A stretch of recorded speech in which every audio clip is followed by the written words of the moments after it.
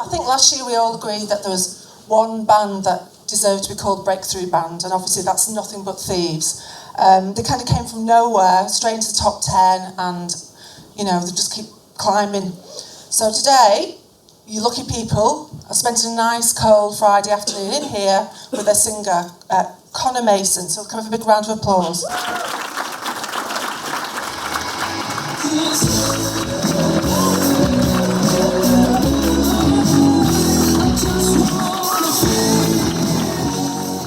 So you were brought up with a musical family, weren't you? Your dad's a singer. What was it like growing up? Music on all the time?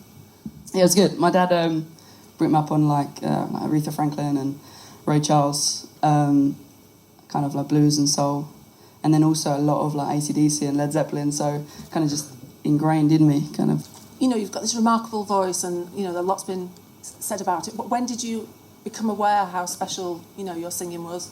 I didn't really. I think, obviously, I was doing it at school. And then when Joe and his mates asked me to be in their band, I didn't even know I didn't really know why at the time, but I guess they'd heard that I could sing, and I really honed on my skills with that, and I practiced a lot and got better with that. And I guess I realised as I was doing the band that it's something I really loved and enjoyed.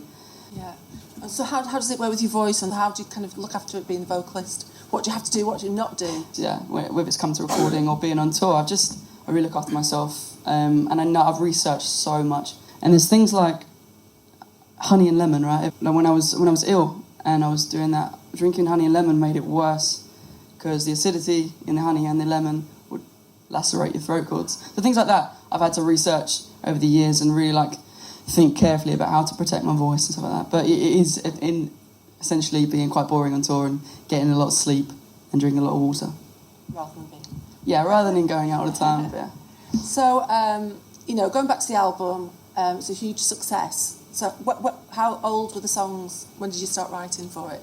Yeah, so when we first started doing the band, we wrote straight away. Our managers were like, we're not letting you out tour to tour, going to play it anywhere until you've written some good songs, which is hard at first because we came from like a performing background, really.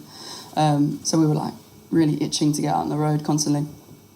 But it was the best thing. It's the best advice I could give to any young performer or musician, writer, anything, is really work hard at whatever you do. And the writing had to come first, and we worked solidly for 3 years until we were better at our craft, I guess.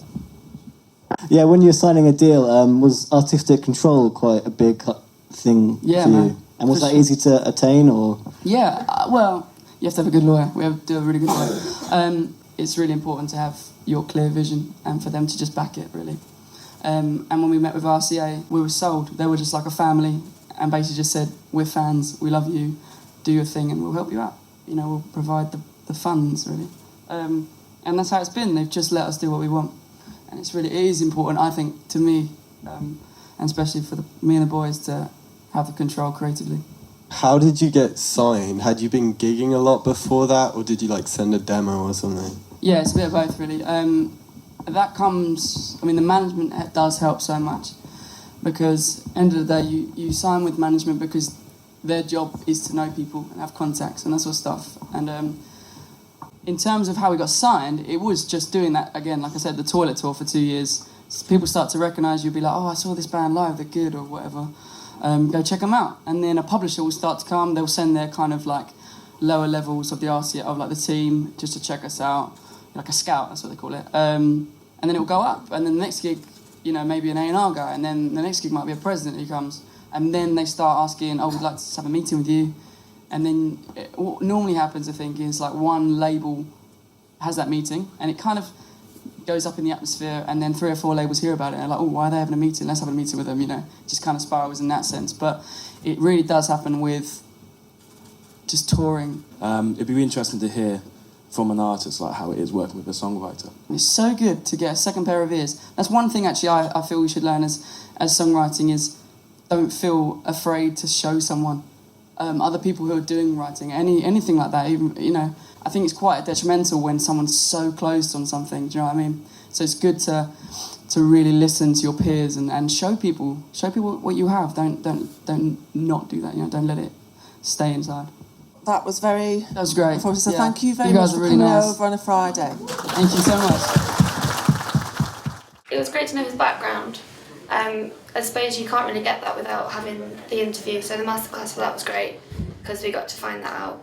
The vocal warm-up, I think that was really important because I didn't know about the whole lemon thing was bad for you. I thought that was an actual good thing. So to know that it's bad is quite good. A good thing to learn. So it's a great opportunity to learn more about the industry itself. Like in other unis you wouldn't get that opportunity. So No, it's really good.